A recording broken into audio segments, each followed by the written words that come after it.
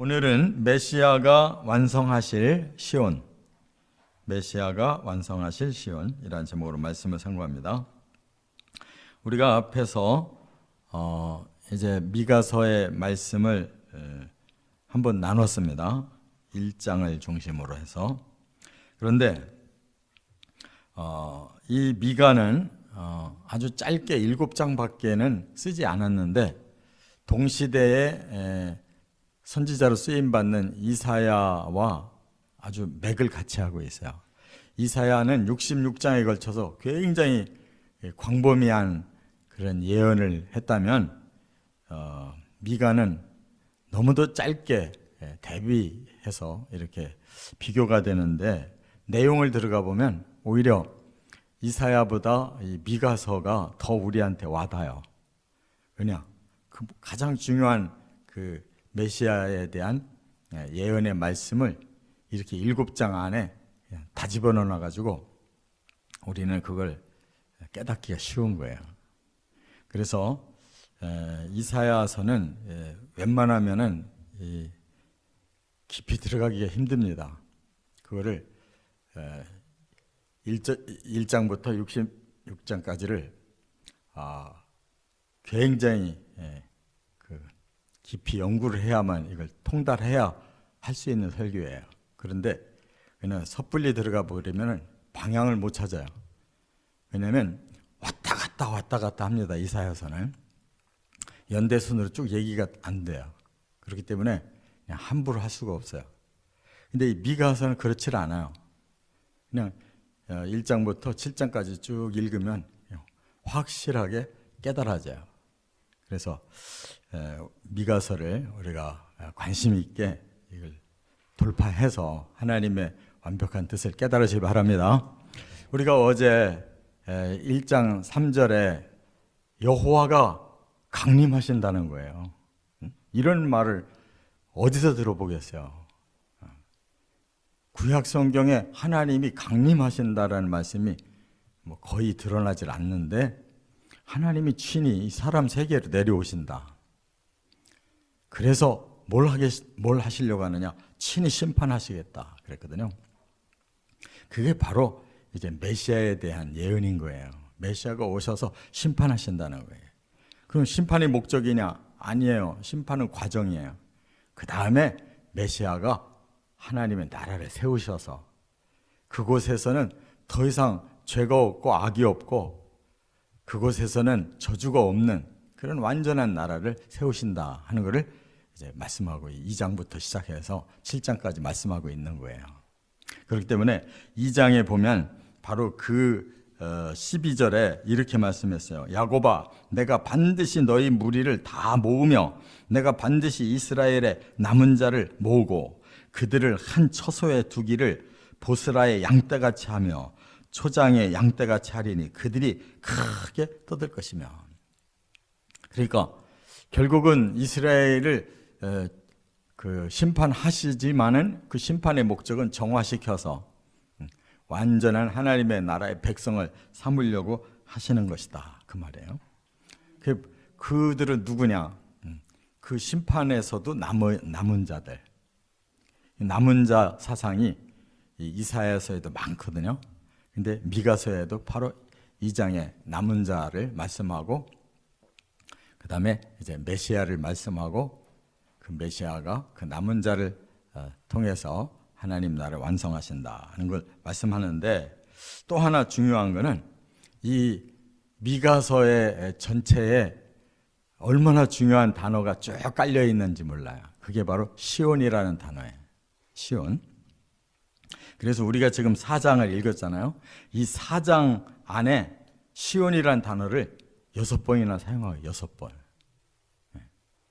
3장에도 2번이나 저 뒤에 또 한 번 해서 이렇게 9번이나 이 미가서 7장 속에서 9번을 시온을 말씀하고 있는 것은 어느 그 구약의 본문보다도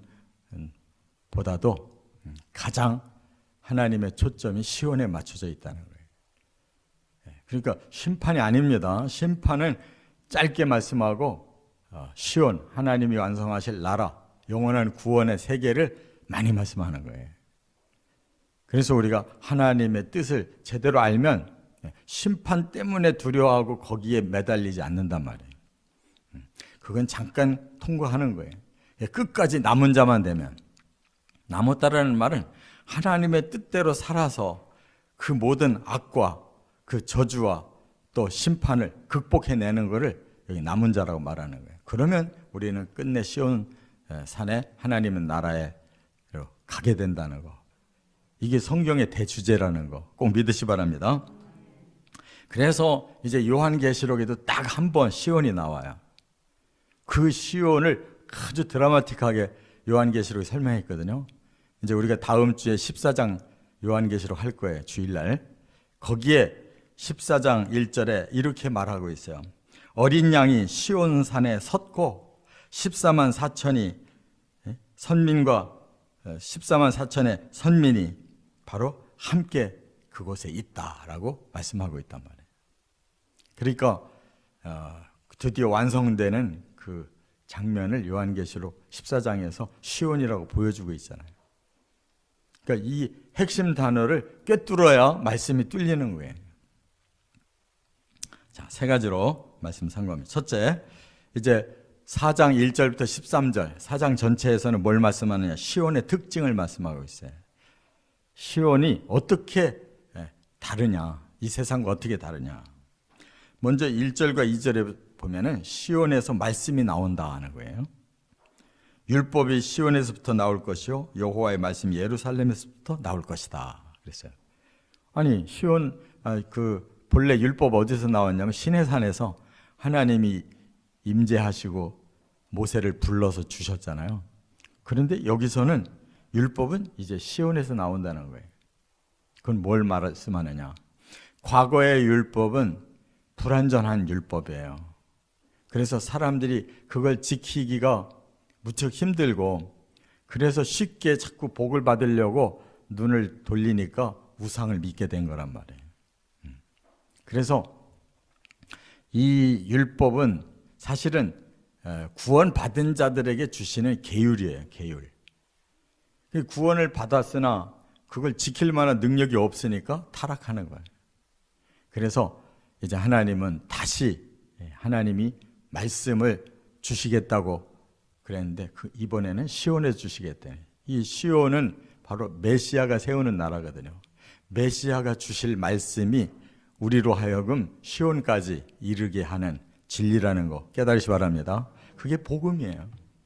율법으로는 사람의 힘으로 불가능해. 그래서 하나님의 복음으로 하나님의 힘으로 사람을 믿게 해서 변화시켜서 성숙케 하시고 성령으로 성숙케 하셔서 영원한 나라까지 갈 수 있는 길을 새로 열어주신 거예요. 그 율법은 시온에서 나온 복음이다 그 말이에요. 그렇기 때문에 예수님이 대신 십자가로 죄값을 치르고 예수님이 먼저 부활하셔서 저주를 풀어서 우리로 하여금 십자가와 부활을 믿으면 죄가 씻겨지고 저주가 풀려서 예수님이 예비해 놓으신 나라까지 가게 되는 것이 이게 복음이다 그 말이에요. 그 다음에 3절부터 5절까지는 시온의 특징을 뭐라고 말씀해요? 거기서는 전쟁이 종식된다. 더 이상 전쟁이 없대요. 이 땅의 사람들이 왜 전쟁을 일으킵니까? 다 자기 욕망을 이루기 위해서 전쟁하는 거예요. 심지어 같은 형제끼리도 싸우고 친구끼리도 싸우고 같은 집안끼리도 싸우고 같은 교인끼리도 싸우고 민족끼리 나라끼리 계속 싸우잖아요. 이 땅은 싸움판이에요. 싸움판. 왜? 서로의 욕망이 부딪혀서 서로가 자기를 위해 남을 죽여야 되는 세상이에요.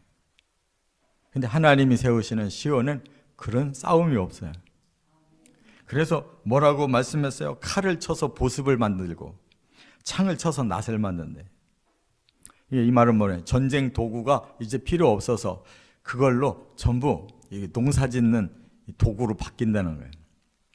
그렇다고 해서 뭐 지금 우리가 사는 것처럼 막 땀 흘리는 노동을 한다는 뜻이 아니라 평화롭게 산다는 것이죠. 모두가 서로 사랑하고 도우면서 사는 세계가 된다. 그래서요. 그리고 그들은 포도와 무화과 나무 안에 앉을 것이다. 이 말은 뭐예요? 포도는 그냥 따서 먹으면 돼. 무화과는 따서 먹으면 되는. 다 되어 있는 곳에 풍성한 그러한 축복의 땅에서 우리는 그냥 누리기만 하면 된다는 거예요. 이게 시온의 특징인 줄 믿습니다. 또 하나는 이제 6절부터 13절에 보면 남은 자를 회복시키는 곳이다 그랬어요. 남은 자, 그들은 하나님의 진리대로 살기 위해, 의를 따르기 위해, 선을 행하기 위해, 거룩함을 닮아가기 위해 얼마나 애를 썼냐고요. 그들을 그곳에서는 다 해결해 주신다는 거예요. 그래서 그날이 이제 마지막 시온이 완성되는 때에는 저는 자, 쫓겨난 자, 환난받게 한 자를 다 모아서 그들을 치유하리라. 이 땅에 소외된 자들, 자기 잘못도 없이 고난으로부터 시작된 사람들이 얼마나 많아요. 저주 때문에. 그 저주를 풀어주겠다는 거예요. 그리고 그 시온에서는 남은 자를 다 하나님의 백성으로 삼으리라 그랬어요. 그리고 그 땅에서는 죄를 속량하리라 그랬어요. 죄가 다 해결됐어요. 그곳에서는 시온의 뿔을 무쇠같이 강하게, 굽을 놋같게, 재물을 죽게 돌리게 할 것이라 그랬어요. 그러니까 시온에는 부족한 게 없는 거예요. 모든 것이 견고하고 완벽하게 갖춰진 나라에서 그 남은 자들이 누리게 된다는 거 꼭 믿으시 바랍니다. 두 번째는 이제 5장으로 넘어가면 시온을 세우실 메시아를 말씀하고 있는데, 우리가 잠깐 그 미가서 5장 2절에 유명한 그 구절 어제 했었잖아요. 그것만이 아니라 이제 15절까지 내려가 보면 메시아가 시온을 세우실 주인공이라는 것을 밝히고 있는데, 5장 1절부터 15절, 먼저는 메시아의 초림을 얘기하고 있고, 그 다음에는 메시아의 재림을 얘기하고 있고, 그 다음에는 메시아의 백성을 얘기하고 있는 거예요. 이것이 바로 기독교의 그 방향이에요. 메시아가 먼저 초림하셔요. 그게 1, 2절이라고요. 베들레헴 에브라다에서 바로 다스릴 자가 나올 것이다. 그분은 근원이 뭐냐? 상고이며 영원이다. 그분은 사람인데 사람이 아니다. 근본이 하나님이시다 그 말이에요. 그런데 왜 이 베들레헴 에브라다라는 이 두 단어를 쓸까? 이스라엘은 베들레헴 두 곳이 있어요. 그런데 에브라다 베들레헴만 지명이 하나님 지금 지적하신 그 장소인데, 거기가 어디냐면 유다 지파의 베들레헴이란 말이에요. 그러니까 베들레헴에서 메시아가 처음 초림하시는 이유는 바로 다윗의 그 가문에서 온다는 거예요. 유다 지파 다윗의 가문에서 메시아가 온다는 거예요. 그게 하나님이 약속하신 거예요. 왜? 다윗은 아브라함의 믿음을 이은 자일 뿐만 아니라 아브라함에게 약속하셨던 천하 만민을 복주기 위한 하나님의 왕국의 예표로서 다윗의 나라가 하나님께 쓰임받은 거예요. 그러니까 이스라엘 사람들이 세운 나라 중에 다윗의 왕권처럼 가장 완벽한 왕권이 없어요. 그걸 예표로 말씀하기 때문에 다윗의 고향이 베들레헴이에요. 그러니까 그 본적이 베들레헴이기 때문에 메시아의 본적도 베들레헴이에요.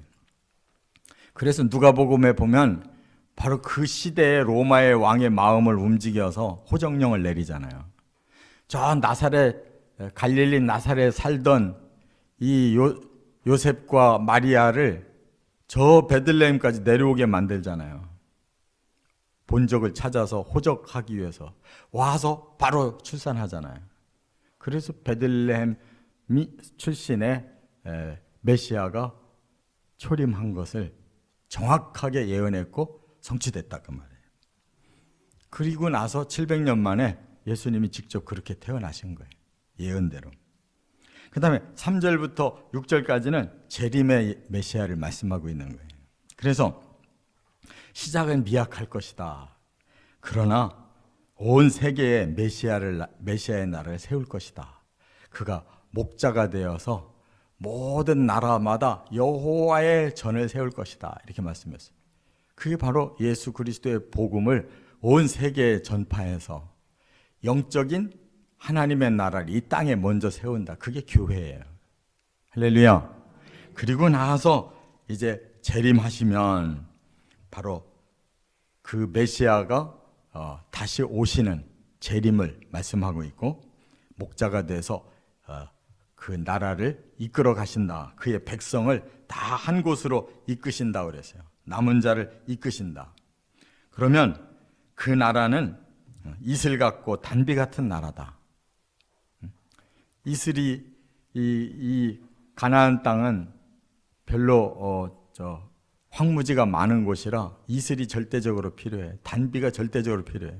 그거 없으면 다 메말라서 굶어 죽어요. 바로 메시아가 오셔서 이루시는, 처음에는 교회, 그 다음엔 천년왕국, 그 다음에는 천국을 이루실 것인데, 바로 그 나라는 그런 단비가 내리는, 이슬이 내리는 그런 축복의 나라다라고 말씀하고 있어요. 그래서 이 땅에서 강하다고 했던 자들이 그 땅에서는 다 멸하고 없다는 거예요. 군마와 요새, 복술과 점쟁이, 우상과 아세라, 그리고 하나님 대적하던 자, 그 땅은 없다는 거예요. 할렐루야. 바로 메시아의 나라가 반드시 세워진다는 거예요. 끝으로 세 번째, 이제 6장과 7장은 시온의 삶을 말씀하고 있어요. 이렇게 해서 세워진 시온에서는 우리가 어떻게 사는 것이냐 하고 이 땅과 계속 비교를 하면서 시온의 그 삶이 어떻게 우리들에게 탁월한 삶인지를 설명하고 있는데, 먼저 6장에서 1절부터 5절까지는 공의로운 나라라는 겁니다. 공의. 이 공의라는 게 뭐예요? 체다카라고 그러는데, 이것은 하나님의 성품을 그대로 담는 거예요. 하나님은 의로운 분이라 절대 불의를 행하지 않으셔요. 그래서 하나님이 다스리는 그 메시아의 나라는 모두가 올바르게 사는 거예요. 올바른 공의의 나라. 그리고 그 나라는 선한 나라예요. 선한 나라. 결코 악이 없는 나라예요. 그래서 유명한 구절이 바로 6장 8절에 사람아, 주께서 선한 것이 무엇임을 내게 보이셨나니 여호와께서 내게 구하시는 것은 오직 정의를 행하며 인자를 사랑하며 겸손하게 내 하나님과 함께 행하는 것이 아니냐. 하나님 앞에서 그 의를 순종하고 사랑하고 겸손하게 하나님과 동행하는 그 삶이 바로 선한 삶이라는 거예요. 그리고 9절로 넘어가 보면 하나님이 이렇게 결론을 내려요. 주의 이름을 경외하는 것이 최고의 지혜다. 이게 결론이에요. 그러니까 우리 인생들의 만들어진 목적은 하나님을 경외하는 데 있어요. 그래서 하나님이 우리를 사랑하셔서 하나님과 교통할 수 있는 존재로 하나님의 형상대로 만들어 놓으시고, 우리는 하나님을 경외하고 하나님은 우리를 사랑하시는 것이 그게 천국이란 말이에요.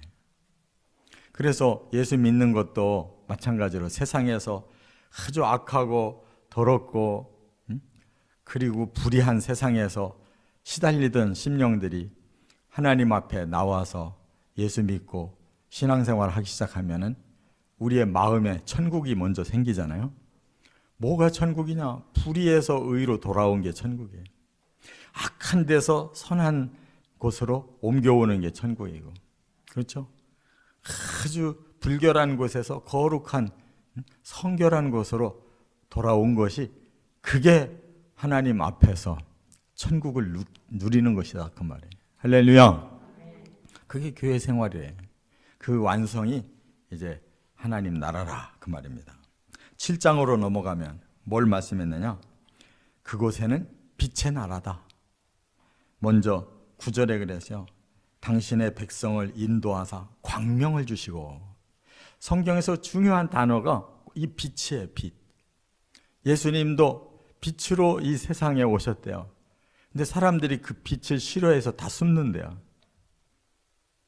사탄은 어두움의 권세를 가지고 있는데 사람들은 빛에 나오기를 싫어해요. 왜? 같이 죄를 지어야 되니까. 빛 앞에서 죄를 지을 수 없으니까 힘들거든. 그런데 이제 구원받아서 모든 남은 자들이 모여서 사는 그 나라는 여호와의 광명만이 있는 나라다. 빛만 있는 나라예요. 또 11절에는 하나님이 친히 백성들이 살 그 성벽을 건축하신다. 그런데 지금 바로 예수님이 요한복음 14장 말씀대로 내가 가서 너희가 있을 곳을 예비해 놓고 다시 오겠다 하셨잖아요. 예수님이 우리가 살 천국을 지금 건축하고 계신 거예요. 그래서 그 지경을 넓게 해놓겠다고 말씀했어요. 우리가 들어가서 충분히 살 수 있는 지경을 넓게 해놓겠다고 그랬어요. 그래서 천국 가면 우리는 더 이상 부족하거나 더 이상 다른 것을 바랄 필요가 없는 거예요.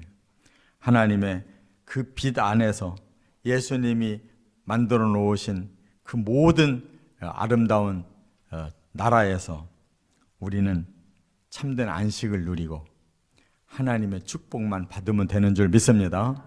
그러면 그 나라는 마지막에 하나님의 사랑으로 인해서 우리에게 베푸시는 그 은혜를 기억하고 하나님을 찬양하는 곳이다. 이렇게 말씀했어요. 그러니까 여기에서 이렇게 몇 가지 추려진 이 단어가 천국의 삶의 모습이에요. 우리의 마음부터 시작된 천국이 우리의 삶 속에서 실천되어지면서 이제 천년왕국을 이 땅에서 한번 경험할 거고, 그리고 영원한 나라에서 영원히 누릴 것입니다. 이 미가서의 이 짧은 7장 속에 천국을 고스란히 우리에게 보여주고 있어요. 이 말씀대로 꼭 믿고 그 나라에 들어가시기를 주의 이름으로 축원합니다.